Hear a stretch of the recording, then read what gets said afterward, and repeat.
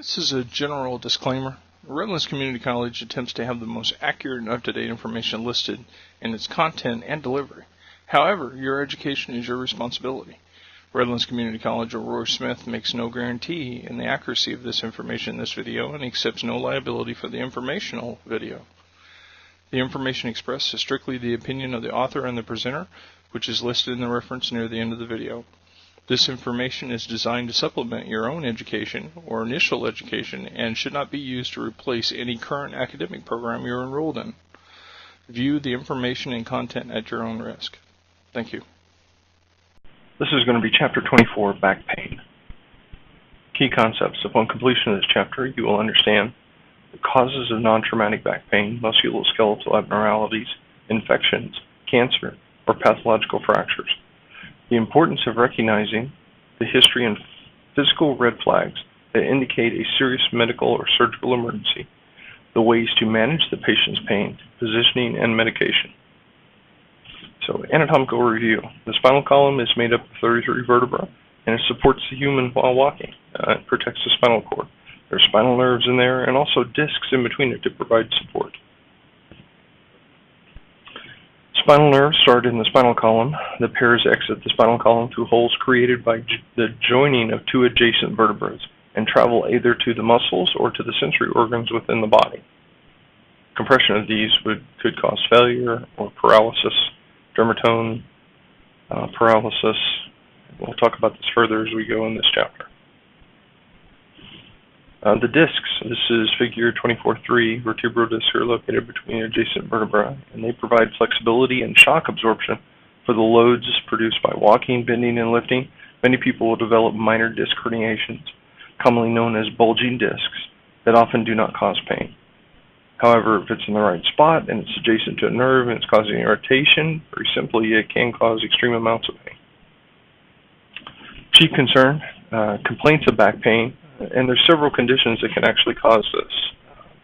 This is figure or table 24.1, causes of lower back pain, things like muscle strain, ligament injury, disc herniation, degenerative discs, spinal stenosis, which is narrowing of the spinal canal, infection, discitis, infection, which is infection of the actual disc, epidural abscess, which would be like a pus pocket in the epidural space, epidural hematoma, which would be a blood pocket, cancer, bone cancer, metastatic cancer, osteoporosis, non-musculoskeletal, rupture of abdominal aortic aneurysm, kidney stones, and pyelonephritis. And this is figure 24.4, or disc herniation. And we can kind of see it right here. See how all of these are nice and in this one, we have protrusion of the actual disc. If this is pushing up on nerves, it can be very painful.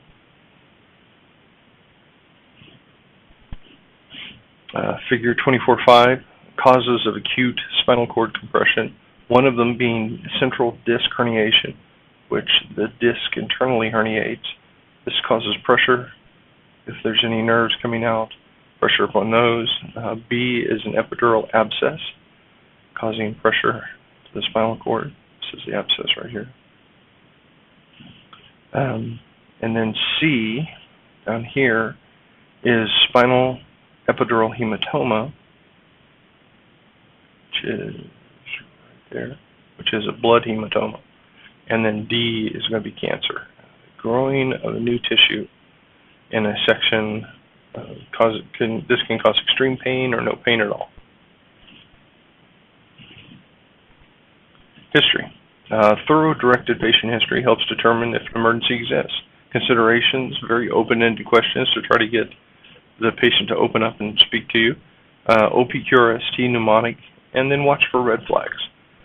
Table 24.2 is historical red flags, which we're going to look at here in just a second. And then after that, we're going to look at table 24.6, the S4, S5 dermatomes. So this is historical red flags, table 24.2.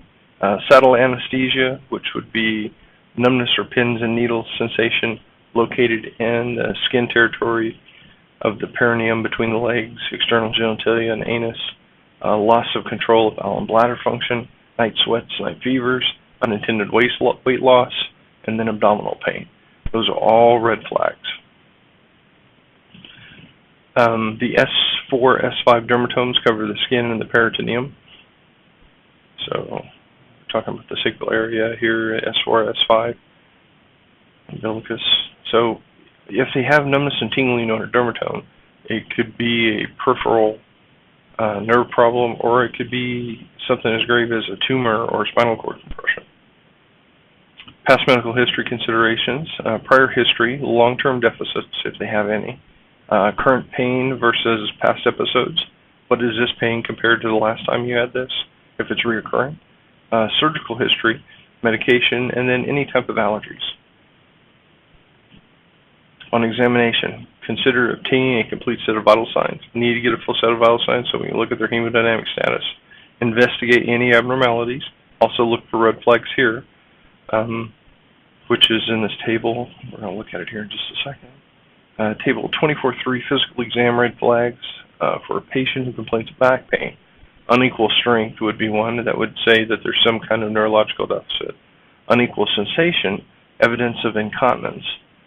Abdominal mass, that would be a AAA possibly. Unequal pulses, this would be vasomotor control from the spinal column, or fever.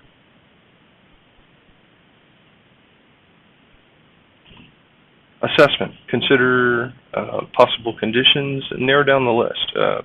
When you're getting all this information, just start eliminating things through your assessment. Reflect on the positive and negative findings. Acute cord compression is probably the worst case scenario. As far as treatment, first priority is going to be airway breathing and circulation. Other considerations, support the patient with IV fluids if they have neurological shock. We're going to try to target the blood pressure systolically at 90 to 100 millimeters of mercury. Provide analgesia for any kind of pain that they may have. We can do this with oral agents, intravenous, or subcutaneous delivery. And then consider motion restriction, or consider C-spine.